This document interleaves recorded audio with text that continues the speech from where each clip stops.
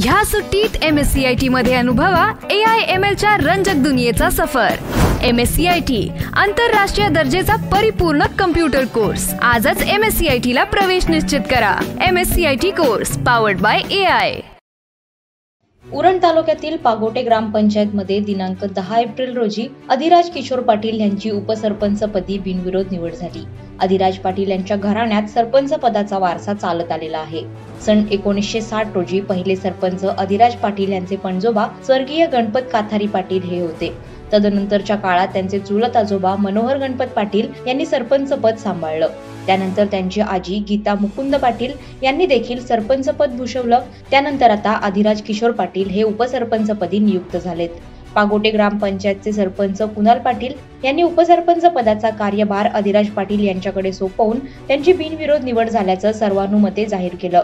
पागोटे ग्रामपंचायत कार्यालयात बहुसंख्येने उपस्थित असलेले मान्यवर ग्रामपंचायत सदस्य यांनी यावेळी अधिराज पाटील यांच्यावर अभिनंदनाचा आणि शुभेच्छांचा वर्षाव केला। पागोटे ग्रामपंचायतचे नवनियुक्त उपसरपंच अधिराज पाटील यांची भव्य मिरवणूक काढण्यात आली होती। तसेच गावातील छत्रपती शिवाजी महाराजांच्या पूर्णाकृती पुतळ्यास पुष्पहार घालून अभिवादन करण्यात आले। 1984च्या शेतकरी लढ्यात बलिदान देणाऱ्या शहीदांच्या पुतळ्यास देखील पुष्पहार घालून अभिवादन करण्यात आले।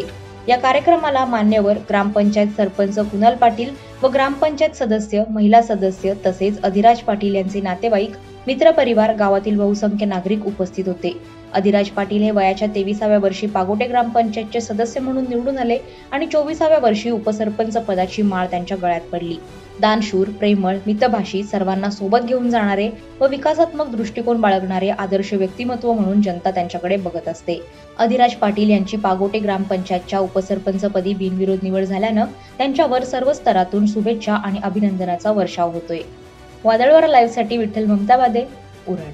नवी मुंबई व रायगड जिल्ह्यातील ताज्या बातम्या आणि घडामोडींसाठी सबस्क्राईब करा वादळवारा लाईव्ह चॅनल आणि दाबा बेल आयकॉन।